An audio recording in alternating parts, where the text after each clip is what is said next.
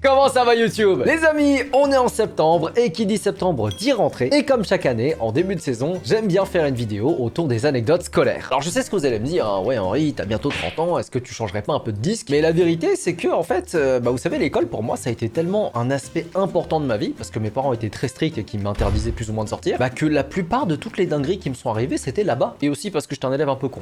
Et ça c'est... de leur faute.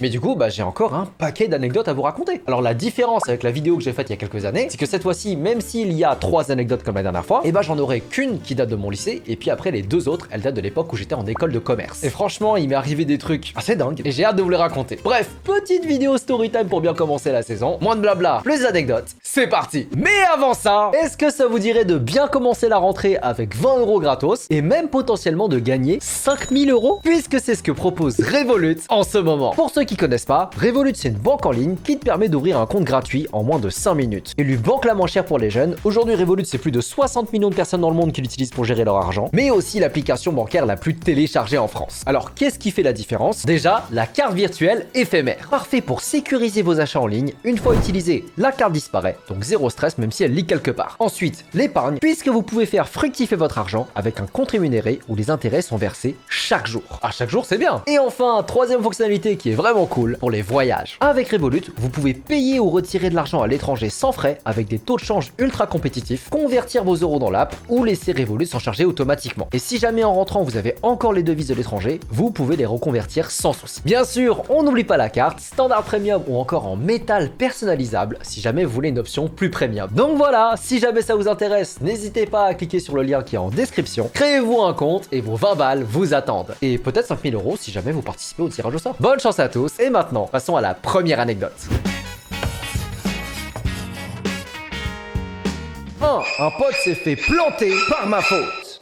Oui les amis, on commence très fort. Alors déjà, contexte. Au moment des faits, j'étais en première, et pour ceux qui me suivaient déjà à l'époque, vous savez que j'étais pas particulièrement un élève modèle. Le truc c'est que dans mon bahut, il y avait 2 classes de première scientifique. La première S1 et la première S2. Moi personnellement, j'étais en S2, sauf que malgré ça, les 2 classes se partageaient le même prof de maths. Et retenez ça, parce que c'est justement l'origine de l'embrouille. Puisqu'un matin, alors qu'on était en pause, j'ai un pote de S1 qui vient me voir et qui me dit « Ouais, gros, on s'est tapé un contrôle surprise ce matin, il était giga dur !» Et là, j'ai paniqué, puisqu'en fait ma classe, elle avait cours de maths juste après. Et moi là, j'étais pas du tout prêt pour un contrôle. Et ma moyenne non plus. Donc j'ai pas vraiment le choix, hein. Soit je me mange un 0, soit je trouve une solution.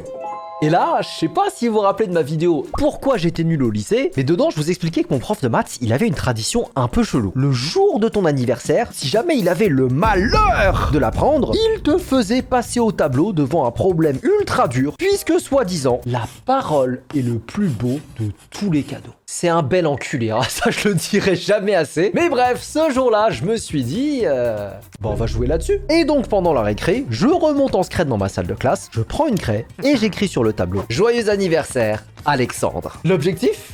Qu'Alexandre se fasse envoyer au tableau, qu'il se fasse défoncer pendant 30 minutes et qu'on n'ait plus assez de temps pour un contrôle surprise. Ah, ça réfléchit là-dedans, hein, non, ça fuse, c'est Big Brain Time. Après ça, la cloche sonne, tout le monde remonte, le prof aussi, il rentre dans la salle et là, il voit le tableau. Il bug pendant une seconde, puis, Alexandre, au tableau. Boum! Exactement comme prévu! Yes! Quel moment de gloire, hein. Franchement, quand c'est arrivé, j'étais en mode waouh, je fais un mastermind. Sauf que ce que j'avais pas prévu, c'est que Alexandre, c'était pas la première fois qu'on lui faisait le coup. En fait, il y a un truc qu'il faut que vous compreniez dans notre classe, les gars, c'est que désigner l'anniversaire de quelqu'un pour éviter un contrôle surprise, c'était un peu devenu la méta. C'est-à-dire que t'avais pas envie de te manger un 0, anniversaire. Il y a des gens dans la classe, ils ont tellement été envoyés au tableau qu'ils avaient déjà 35 ans. Et en fait, Alexandre, la dernière fois qu'il avait été envoyé au tableau, c'était de la faute de l'un de mes potes qui s'appelle Nils. C'est bien, Nils. Ce qui fait que quand moi j'ai fait le coup, dans la tête d'Alexandre, lui il s'est juste dit putain, c'est encore un coup de ce connard de Nils. Et là, sans prévenir, Alexandre chope son compas et le plante dans le bras de Nils. Vraiment, comme ça, gratuitement. Et moi j'étais là en mode l'effet papillon de fou. Tu sais, j'avais l'impression d'être un voyageur temporel qui avait fucked up sa timeline. Mais comment on est passé de joyeux anniversaire à tentative d'homicide? Là, normal, ça part en bagarre, panique dans la classe, le prof est obligé de s'interposer pour les séparer, et ni une ni deux, Alexandre et Nils sont envoyés chez le dirlo pour s'expliquer. Résultat, conseil de discipline pour les deux, ils sont envoyés pendant une semaine. Et de notre côté, le prof il a carrément annulé le cours parce que, je cite, on ne peut pas travailler dans une ambiance pareille. Donc pas de contrôle surprise? Donc pas de contrôle surprise. Ah non, dans ma tête, j'étais bien. Ah là là, quelle grâce. Je vous rassure, je suis pas un chien non plus. Je me suis senti un peu mal pour Nils, hein, il s'est quand même fait planter par ma faute. Et du coup, bah, je lui ai envoyé un message pour savoir déjà comment il allait. Et aussi pour m'excuser parce que tout ça, ça partait de moi. Et là, vous savez ce qu'il m'a dit, Nils? Non, mais t'inquiète, j'avais pas révisé non plus. J'aurais pas assumé un contrôle surprise. Oh, finalement, c'est mieux comme ça. Oh, merci, Nils. Et c'est comme ça que ce jour-là, j'ai appris une leçon très importante que je retiendrai à jamais. Que nos actions peuvent avoir de graves conséquences sur les autres. Mais au moins, je me suis pas mangé un zéro. 2. J'ai sauvé une fille de la noyade. Ok, les amis. Maintenant, on est passé aux anecdotes en école de commerce. Et comme vous avez pu le voir au titre, c'est autre chose. Donc, 2019, deuxième année d'études sup, week-end intégration de mon asso. C'est le moment où les premières années arrivent, on porte tous des bracelets fluo pour les accueillir, et où il y a un mini bisutage où on leur fait boire beaucoup d'alcool.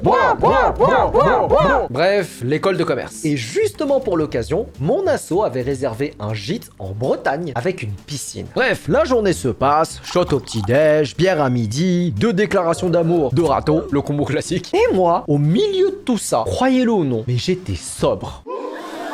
Non mais laissez-moi m'expliquer. En gros, 3 jours avant le week-end d'intégration, je venais de me mettre une mine monumentale. Mais tu sais, celle qui est tellement violente que tu remets ta vie en question en mode ah, plus jamais je bois. Tout ça pour reprendre 3 semaines plus tard. Mais du coup, moi, ma DA ce soir-là, c'était clairement hydratation et dignité. Ce qui n'a pas été le cas de tout le monde.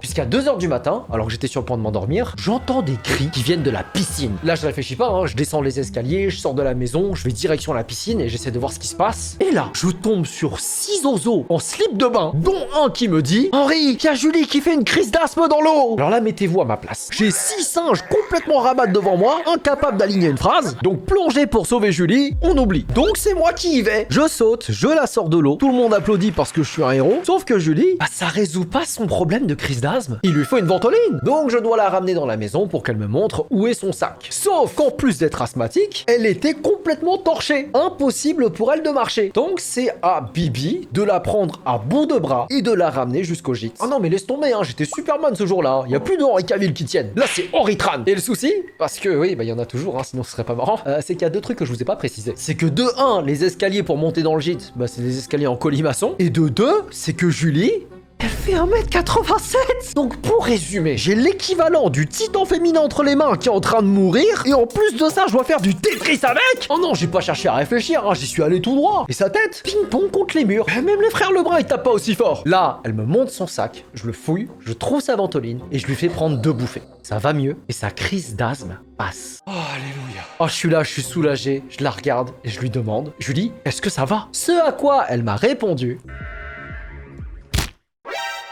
Oh putain, elle a fait un blackout. Bon, pour les habitués, là, on se sait, hein, y a pas 36 000 trucs à faire, hein, faut appeler les pompiers. Sauf que je vous rappelle qu'on est en plein milieu de la Bretagne, dans un trou paumé, et que du réseau, ben j'en ai pas. Et personne d'ailleurs. Donc concrètement, on est dans la merde. Jusque là. Même plus haut, d'accord? Et là, les vrais toughers qui regardent la vidéo, vous savez, la seule solution pour sauver Julie, maintenant, c'est de la faire vomir. Ah, j'ai jamais dit que c'était glamour. Et du coup, voici le tableau. Je la reprends dans mes bras, direction les toilettes. Bon, je vous garantis pas qu'elle a pas encore fait 2-3 rebonds sur les murs au passage, hein, mais bon, l'urgence. Je la cale devant la cuvette, et j'attends. 1 minute, 5 minutes, 10 minutes... Putain, elle va mourir! Et là, je commence à me chier dessus, et tu sais, je me dis, mais qu'est-ce qui se passe si elle me fait un coma éthylique? Comment je gère ça? On peut pas atteindre les pompiers, qu'est-ce que je fais? Et là, alors que je suis sur le point de perdre tous mes moyens, qu'est-ce que j'entends? Oh, je viens de recevoir un message, puisqu'apparemment, les toilettes, c'était le seul endroit du gîte où il y avait un peu de réseau. Oh, let's go!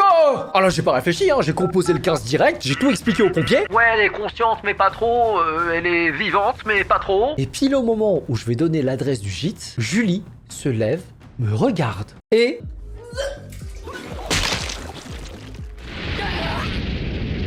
C'est quoi? Je suis trop moche, donc quand tu me vois, tu vomis, c'est ça? Et le pire, c'est qu'elle allait mieux après ça. Mais genre vraiment, hein, elle avait repris des couleurs, elle me regardait avec des yeux tout doux en mode « Merci Henri, t'es un vrai pote !» pendant que je suis en train d'essuyer son petit déj sur mon t-shirt. Et vous savez, je me dis, en vrai, heureusement que j'avais pas bu ce soir-là. Parce que si j'avais pas été là pour m'occuper d'elle, mais qu'est-ce qui se serait passé? Tout ça pour oublier l'intégralité de ce qui s'est passé le lendemain. Ah, je vous jure, le matin d'après, elle descendait les escaliers avec une petite tisane, elle était en mode « Tiens, c'est bizarre, j'ai un peu mal à la tête. » Alors, est-ce que c'est l'alcool ou est-ce que c'est la cage d'escalier? Je ne sais pas. Mais si je sais bien une chose, c'est que l'abus d'alcool, c'est dangereux.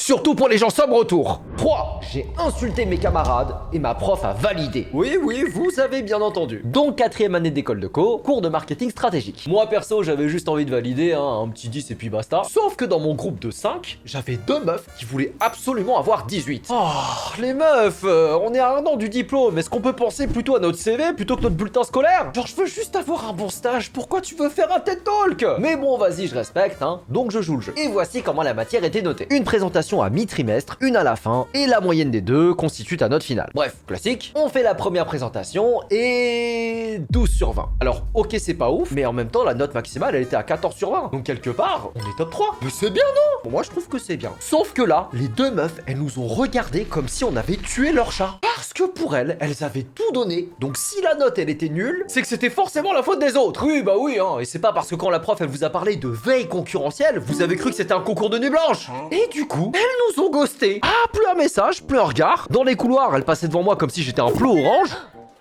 Et tu sais, à ce moment-là, je me suis dit, bon, ok, le boud, mais on va bien se retrouver à l'oral final. Sauf qu'une semaine avant la deadline, je reçois un mail de ma prof qui me demande, Henri, est-ce que tout va bien dans votre groupe? Ouais, enfin, je crois. Mais du coup, bah, je pose la question à ma prof, pourquoi elle me demande ça? Et là, elle m'annonce que les 2 meufs, elles avaient envoyé un mail avec leur présentation finale, sans les autres membres en copie. En mode, elles ont voulu faire une VOQ. Move de snake. Move de snake. Là, du coup, j'explique qu'il y a un souci, la prof les grille et les force à réintégrer notre groupe. Moi perso je laisse couler, on est à 1 semaine du partiel, c'est pas le moment de créer un drama. Donc je dis rien et je relance la convo WhatsApp avec la règle des 3 P. Pro, poli, posé. 0 réponse. 2 jours plus tard, toujours rien. Donc je suis obligé d'osser le ton. Bon les gars, ça suffit. Maintenant vous posez un créneau, sinon c'est rattrapage pour tout le monde. Et là, miracle, elles répondent. Elles me disent que sur toute la semaine, elles sont dispo que pendant un soir, le 26 mars 2021 à 22h. Oui bon bah horaire de Gremlins, mais vas-y j'accepte. Surtout que ce jour-là, j'avais un tournage de prévu de 6h à 21h, 15 heures de tournage, ce qui fait qu'à 22h, mais je suis un iPhone à 1% de batterie, je suis complètement mort. Mais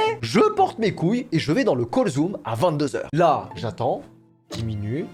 20 minutes, pas de nouvelles. J'envoie un message laissé pour vu. Ah ouais. Et là j'ai explosé. Et je sais qu'en études sup on est censé faire attention, brosser les gens dans le sens du poil parce que peut-être qu'ils seront nos futurs collègues plus tard. Mais moi, je savais que j'allais être ce youtubeur puant de merde qui se réveille à 15h du mat pour jouer à Among Us. Je savais que je ne les recroiserais jamais. Et ce soir-là, c'est ce Henri qui a pris le dessus et je leur ai lâché. Ok, donc j'imagine que je peux aller me faire enculer, De toute façon, ça en fait 1 mois que vous me cassez sérieusement les couilles. Je vais pas passer ma soirée à vous attendre et sincèrement, je suis suffisamment poli pour pas vous insulter plus que ça. Ah, je vous l'ai dit, plus aucun filtre. Et là, comme par hasard, les 2 meufs répondent à mes messages. En fait, ces meufs, je comprends pas. J'ai l'impression qu'elles fonctionnent que à l'intimidation. Tu sais, c'est comme les distributeurs bloqués, là, avec ta canette dedans. Faut les choquer pour que ça marche. Et là, devinez ce qu'elles me disent. Tu n'as pas à nous parler comme ça. Continue. Et je vais le dire à la direction. Pardon? Mais t'as 26 ans et tu veux me report à la maîtresse? C'est quoi le but? Me faire coller? Oh non, elle va écrire un mot dans mon carnet. Non. Surtout que je vous rappelle que c'est elle qui a fixé le col. Oh non, le culot. Tu sais, c'est comme si un chirurgien réservait une salle d'opération et qui prenait sa pause déj pendant que t'étais ouvert sur la table. Oh non, c'était hors de question que je laisse passer ça. Le dire à la direction, sérieusement. Et puis qu'est-ce que ça va t'apporter? Que je rédige une lettre d'excuse dont je penserai même pas un mot? Tu sais, le respect, ça va dans les 2 sens. Après avoir envoyé votre présentation audio à la prof, que vous ayez posé un rendez-vous auquel vous n'êtes même pas venu, j'ai mes raisons de péter un câble, espèce de putain de clown. Ah non, là, c'était plus le Henri étudiant, C'était le Henri joueur de League of Legends, jungle autophile qui vient de se faire voler son red buff. Et sincèrement, si je peux vous conseiller un truc durant votre scolarité, c'est d'insulter leur grand-mère aux gens dans vos groupes quand ils le méritent. Parce que oui, peut-être que vous allez vous faire défoncer par l'administration ou je sais pas quoi, mais qu'est-ce que ça fait du bien. Bon, heureusement, une autre personne du groupe avait réussi à calmer le jeu. Le lendemain, on se réorganise et on arrive à répéter. Et le jour de l'oral, miracle, que des questions sur le marketing digital. Oh, mon taf, mon domaine, que dis-je, mon royaume. Oh là, j'ai répondu à tout, je carie la presse. La prof, elle m'a regardé comme si j'étais Ronaldo Prime à la LDC. Et résultat, j'obtiens 14 sur 20, alors que les autres personnes du groupe, elles ont eu 13 sur 20, plus un mail de félicitations de la prof. Ouais, il y a une justice dans ce bas monde.